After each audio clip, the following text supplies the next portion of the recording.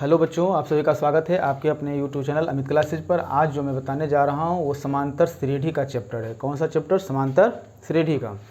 समांतर श्रेणी का जितने भी वीवीआई क्वेश्चन रहेंगे या मैट्रिक के एग्ज़ाम से रिलेटेड जितने भी क्वेश्चन रहेंगे उस टॉपिक पर हम आज बताने जा रहे हैं कि मैट्रिक के एग्ज़ाम में आपसे किस प्रकार का क्वेश्चन पूछेगा, किस टाइप का क्वेश्चन रहता है। तो देखिए, इसमें जितने भी समांतर श्रेणी मतलब अर्थमेटिक प्रोग्रेशन होता है, इसको हम शॉर्ट में क्या बोल सकते हैं? एपी बोल सकते हैं। क्या बोल सकते हैं? एपी। समांतर श्रेणी को शॉर्ट में हम क्या बोलते हैं? एपी बोलते हैं। इससे जितने भी वीवीआई क्वेश्चन रहेंगे, एग्जाम से रिलेटेड जो भी क्वेश्चन रहेंगे उस टाइप से हम समझने का प्रयास करेंगे। और इसका जो बेसिक मेथड होता है वो बेसिक मेथड के माध्यम से शुरू से अंत तक हम आपको समझा देंगे। तो चलिए देखिए, क्वेश्चन पहले क्या होता है कि पहले इसमें पूछा जाएगा क्वेश्चन में कि समांतर श्रेणी क्या है। ये बेसिक नॉलेज कि मतलब समांतर श्रेणी है क्या, पहले इसको हम समझ लेते हैं। तो जैसे देखिए, समांतर श्रेणी का मतलब होता है एक मतलब कोई अनुक्रम का पालन करना, कोई निश्चित अंतराल पर अपनी संख्या को दोहराना। तो देखिए, जैसे हो गया 2 हो गया, 4 हो गया, 6 हो गया, 8 हो गया, 10 हो गया, dot dot dot dot dot, इस प्रकार से आपका क्वेश्चन दिया हुआ रहेगा। 2, 4, 6, 8, 10 इस प्रकार से आपका क्वेश्चन दिया हुआ रहेगा और आपसे पूछेगा कि समांतर श्रेणी है क्या। तो समांतर श्रेणी का मतलब होता है कि एक निश्चित अंतराल पर संख्या आगे बढ़ते रहना।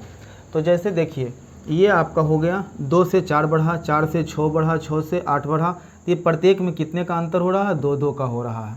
तो ये हम कह सकते हैं कि ये समांतर श्रेणी में है। समांतर श्रेणी निकालने का एक और तरीका होता है कि समांतर श्रेणी हम निकालेंगे कैसे। तो दिया हुआ 2, 4, 6, 8, 10, तो ये आपका प्रथम पद हो गया, इसको हम बोल सकते हैं फर्स्ट टर्म। ये आपका हो गया सेकेंड पद मतलब दूसरा का पद, तीसरा पद, चौथा, डॉट डॉट डॉट, जितना पद दिया हुआ रहे आपका। तो प्रथम पद को हम जो सूचित करते हैं, प्रथम पद को हम जो सूचित करते हैं उसे हम ए से सूचित करते हैं या तो टी से करते हैं। ए से या तो टी से, दोनों में आप किसी को लिख सकते हैं।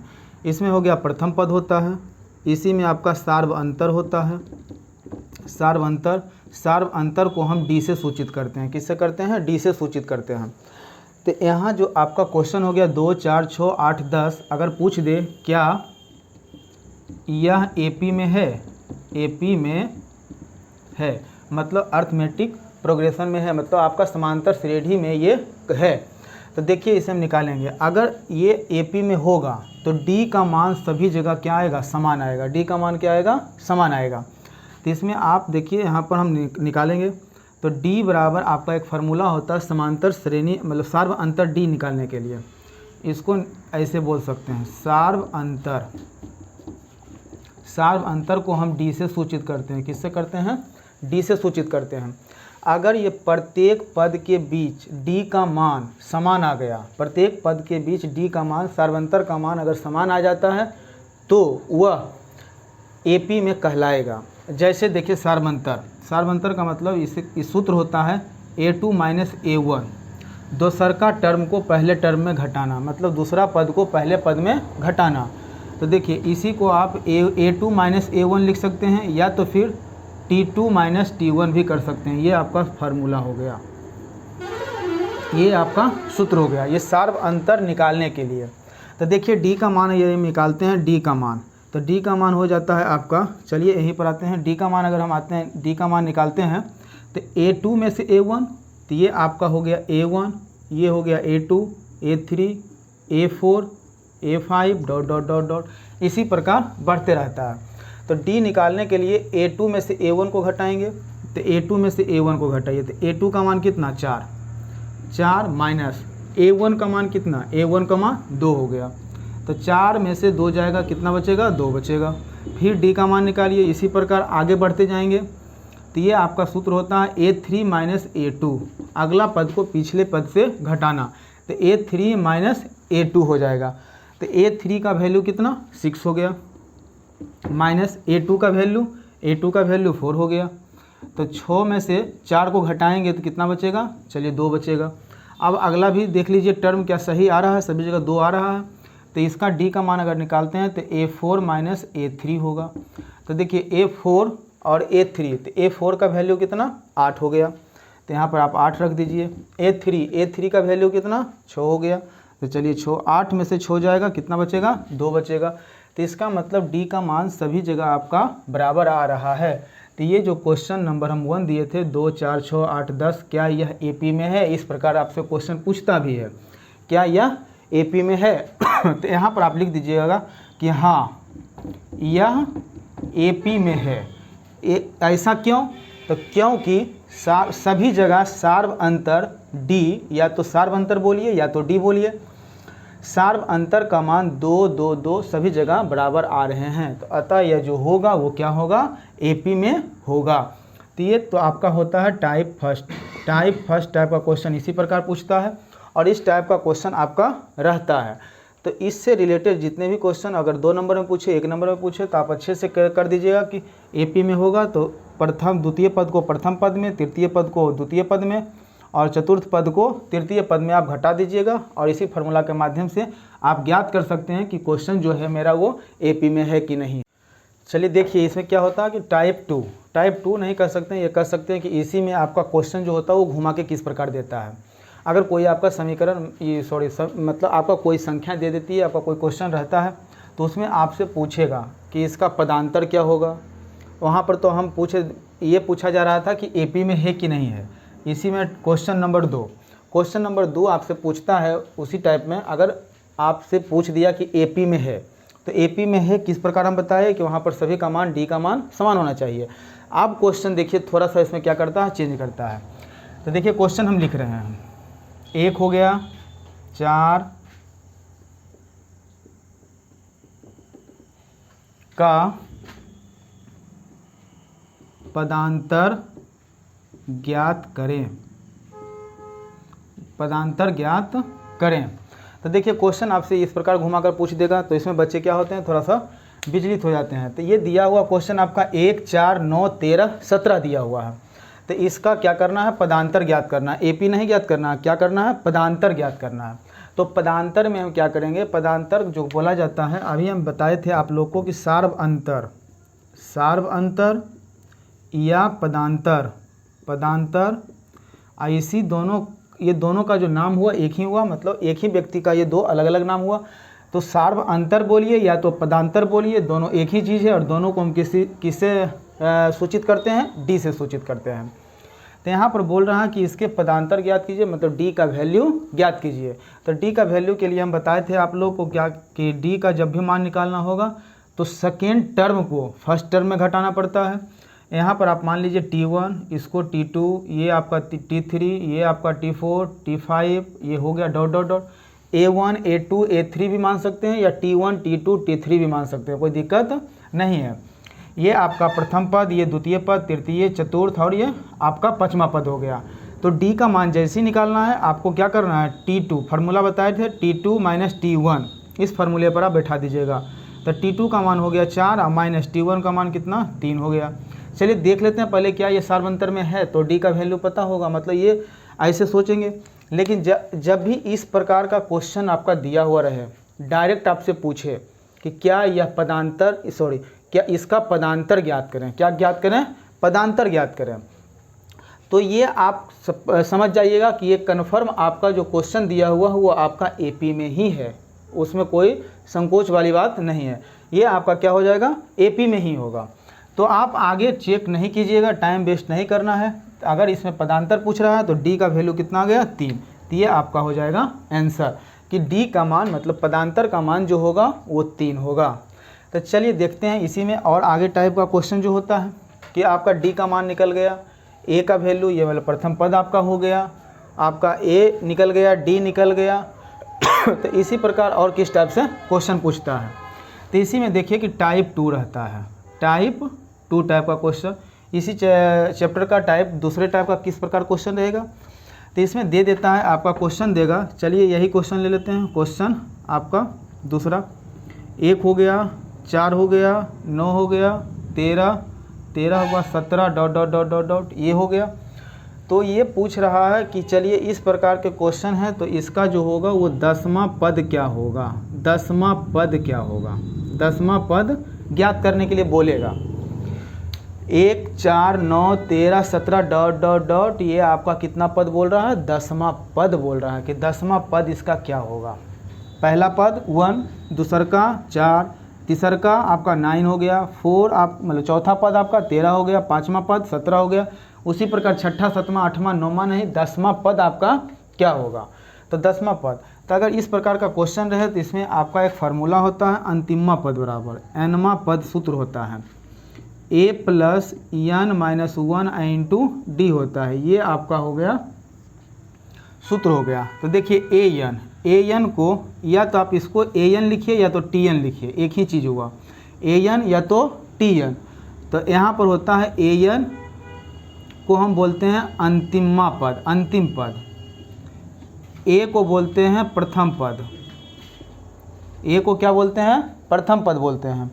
n आपका हो गया नंबर ऑफ संख्या हो गया, कि मतलब ये कितनी बार संख्या, ये कॉमा पद कर रहा था, देखिए कॉमा पद बोल रहा था, ये 10वां पद बोल रहा था।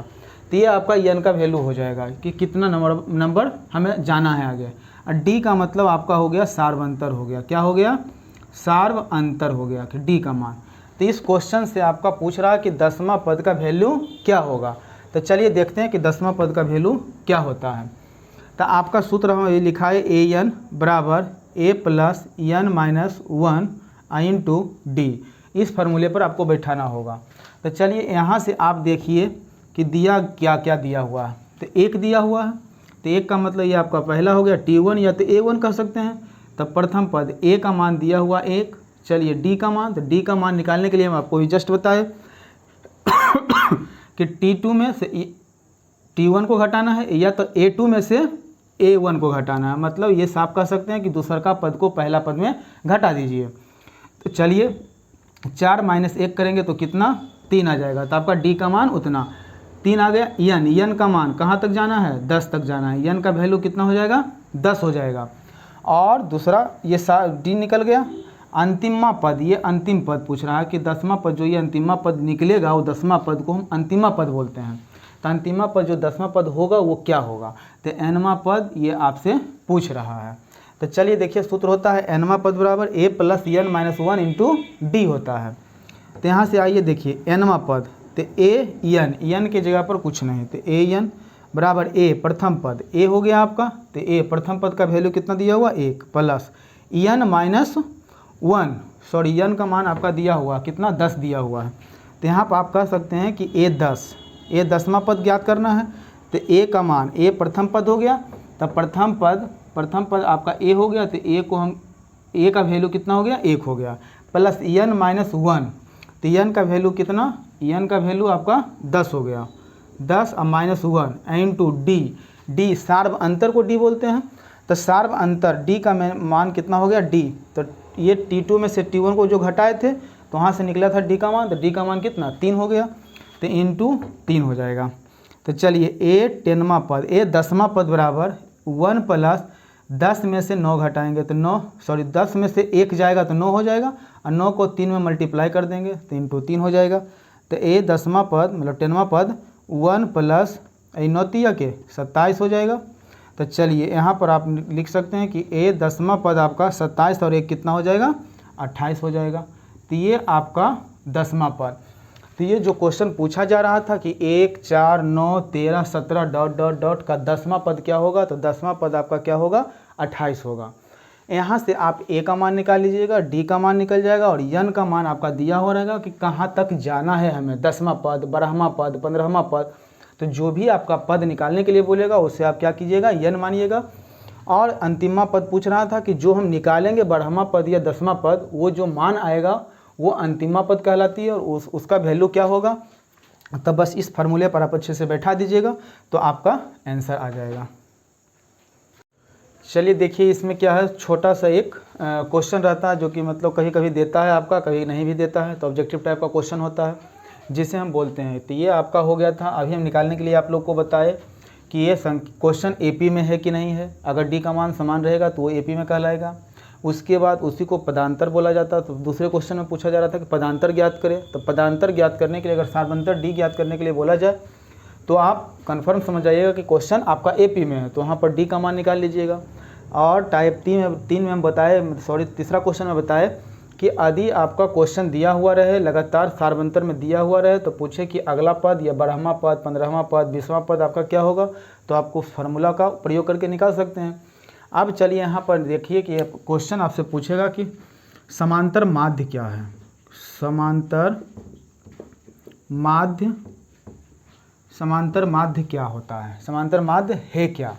तो देखिए समांतर माध्य थोड़ा सा समझने का प्रयास कीजिएगा। समांतर माध्य ऑब्जेक्टिव टाइप क्वेश्चन में पूछता है, ये आपका सब्जेक्टिव में नहीं पूछेगा। तो ऑब्जेक्टिव में पूछेगा कि समांतर माध्य आखिर है क्या। तो समांतर माध्य आखिर कहते किसे हैं।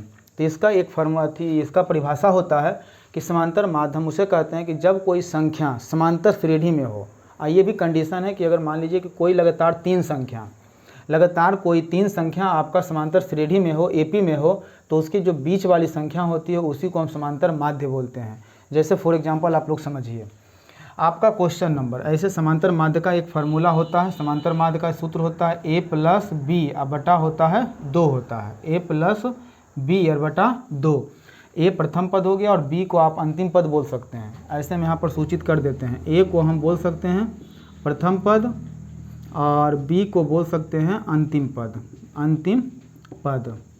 ये दोनों के योगफल हो जाएंगे, बटा कितना हो जाएगा, 2 हो जाएगा। तो चलिए देखिए क्वेश्चन पहला में आते हैं। ये हो गया 7 हो गया, 12 हो गया, 17 हो गया। तब यहाँ से पूछ रहा 7, 12, 17 का समांतर माध्य ज्ञात करें। तो पहले आपको ये देखना होगा कि ये क्वेश्चन हमारा जो है वो एपी में है कि नहीं है। तो एपी में पहले ज्ञात करने के लिए क्वेश्चन इसमें समांतर माध्य पूछ रहा है, तो आप आंख मूंद कर भरोसा कीजिए कि ये आपका एपी में ही होगा, ना कि किसी और संख्या में। फिर भी अगर आपको लगे कि नहीं इसको हम चेक कर लेते हैं, हम कुछ भूल गए हैं, तो दूसरका पद को पहला पद में घटाइएगा, तीसरका को दूसरका में घटाइएगा। आपका डी का जो मान आएगा वो समान आएगा। ऐसे घटा लीजिए, 12 में से 7 घटाएंगे 5, 17 में से 12 घटाएंगे तो 5 आ जाएगा।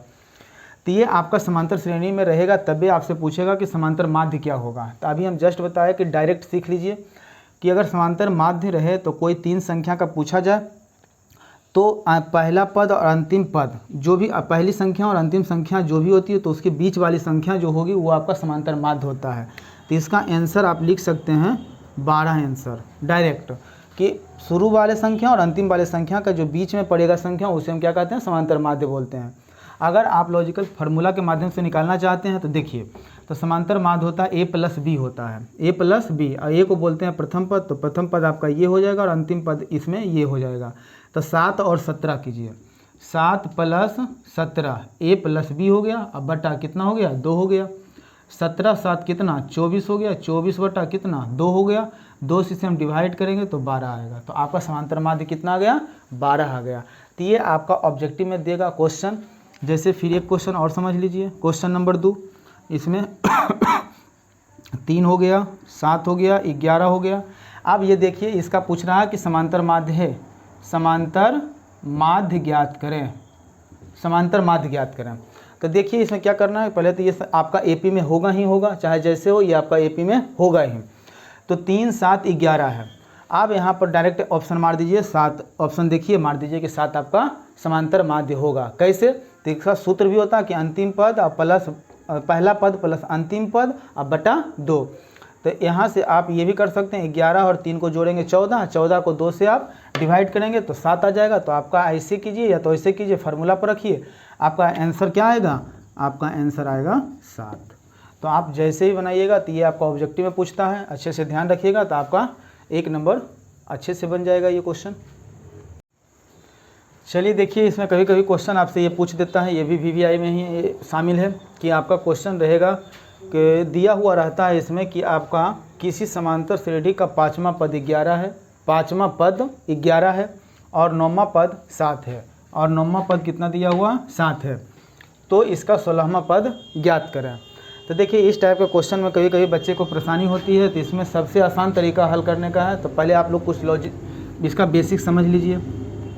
हम इसमें बोलते हैं प्रथम पद को क्या चीज़ से सूचित करते हैं, ए से करते हैं, और द्वितीय पद को क्या चीज़ से करेंगे, तो ए प्लस डी। क्यों करेंगे, क्योंकि पहला पद में से हम डी को जोड़ेंगे तो अगला पद आएगा, और इसी प्रकार तृतीय पद में, इसी में कीजिएगा तृतीय पद तो ए प्लस 2d, चौथा पद तो ए प्लस 3d। तो इसी प्रकार डॉट डॉट डॉट चलते रहना है। प्रथम पद को हम क्या चीज़ से सूचित करते हैं, ए से करते हैं। द्वितीय पद को ए प्लस डी, क्यों करते हैं डी, तो ये थोड़ा सा सीख लीजिए। तो जैसे देखिए ए 2 हो गया, 4 हो गया, 6 हो गया, डॉट डॉट डॉट डॉट इस प्रकार रहता है। तो ये 2, ये अंतर, तो देखिए डी में घटाइए, तो 4 में से 2 घटाएंगे तो 2 आएगा। फिर डी का मान निकालिए, 6 में से 4 को घटाएंगे, 6 माइनस 4 तो 2 आएगा। तो बोलिए आपका पहला पद कितना हो गया, 2 हो गया। अब 2 में से पहला पद में से आप डी को जोड़िए, तो डी का वैल्यू सभी का कितना आ रहा है, 2 आ रहा है। आप प्रत्येक में से 2 जोड़िए, तो चलिए 2 2 4, ये अगला पद आ गया। फिर अगला पद में से डी का मान जोड़ेंगे, तो 4 और 2 6, तो अगला टर्म आपका ज्ञात होगा। तो इसीलिए हम ये फार्मूला होता है। ये फार्मूला में क्या कि प्रथम पद को हम ए से सूचित करते हैं, या तो इसका सूत्र ही कर सकते हैं।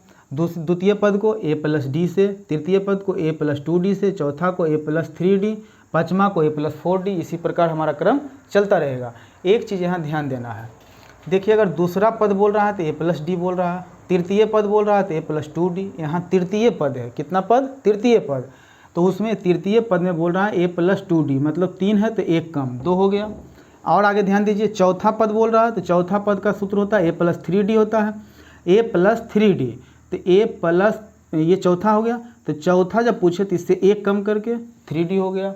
आइए पाँचवा पद पूछे तो ए प्लस कितना होगा, तो 5 में से 1 कम कर दीजिएगा 4d हो जाएगा।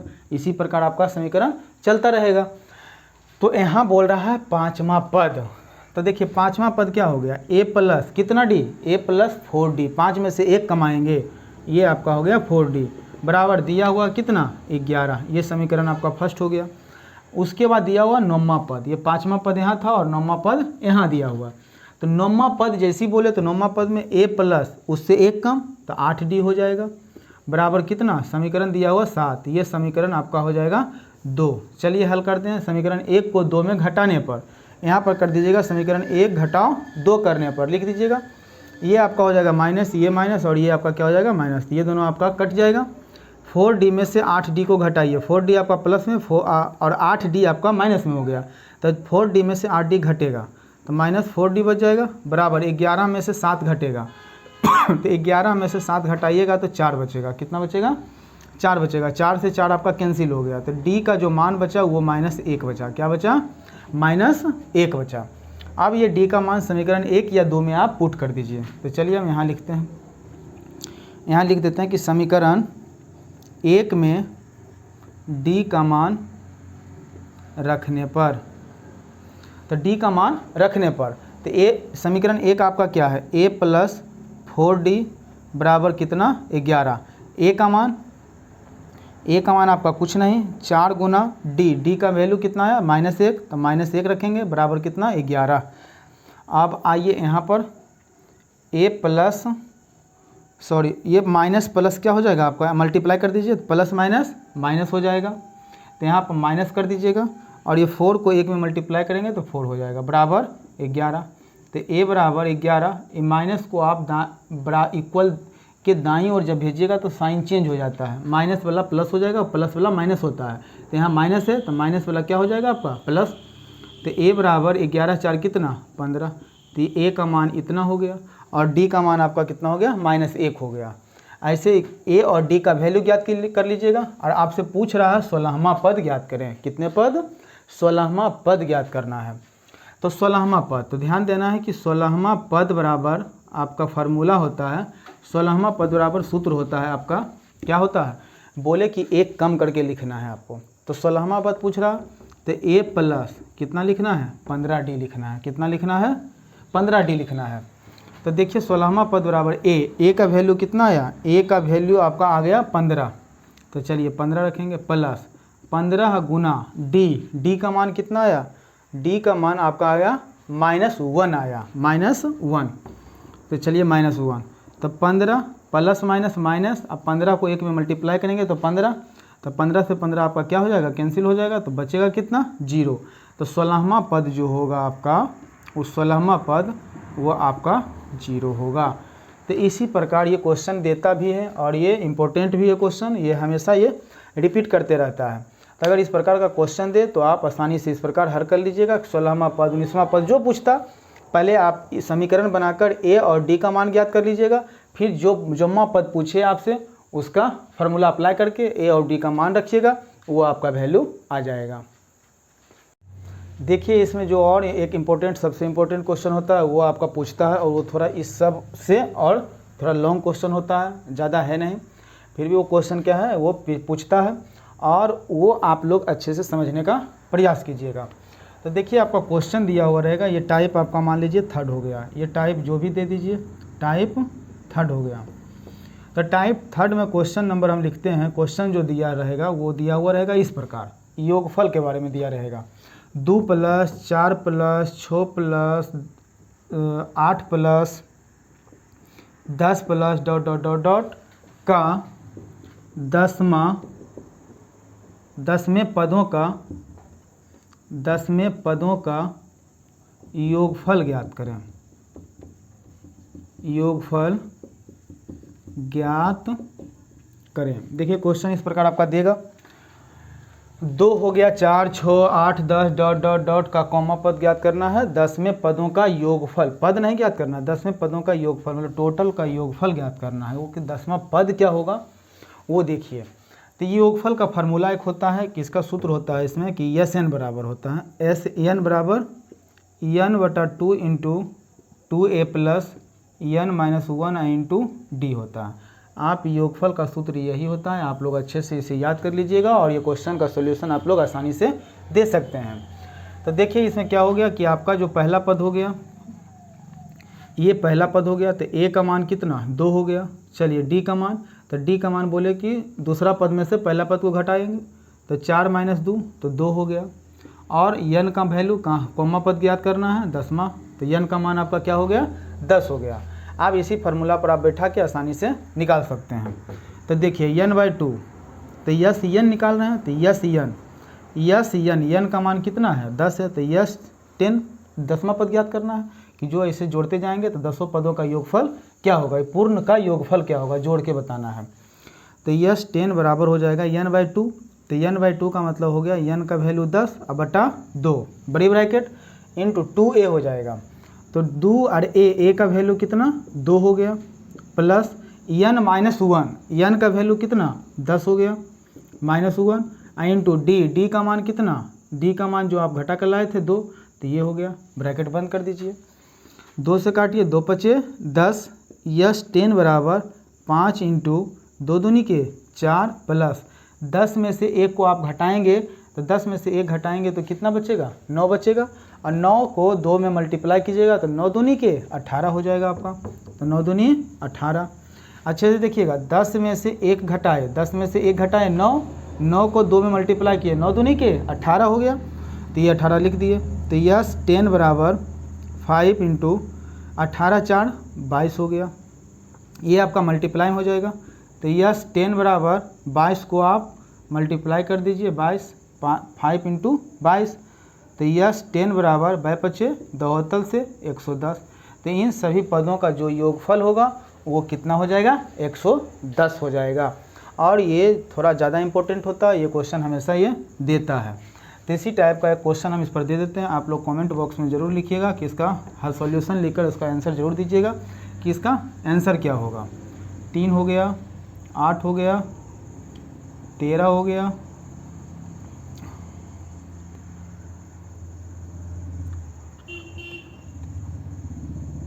18 हो गया, ...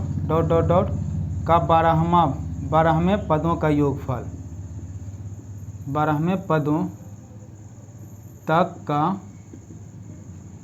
योगफल ज्ञात करें क्या होगा। तो ये आपका मैट्रिक के एग्ज़ाम के नज़रिए से काफ़ी इंपॉर्टेंट क्वेश्चन होता है। तो ये समांतर श्रेणी का जितने भी बेसिक नॉलेज थे, इससे जितने भी रिलेटेड क्वेश्चन थे, मैंने सब इसका सॉल्यूशन यहाँ दे दिया है। आप लोग अच्छे से बारीकी से इसे एक बार ज़रूर देखें, और अच्छे से जो भी प्रॉब्लम होता है कमेंट बॉक्स में आप हमें बता सकते हैं कि क्या प्रॉब्लम हुई है या कहाँ समझ में नहीं आया है। तो ये वीडियो आपको कैसा लगा कमेंट करके ज़रूर बताइएगा। अगर मेरे चैनल पर नए हैं तो लाइक और सब्सक्राइब कर दीजिएगा।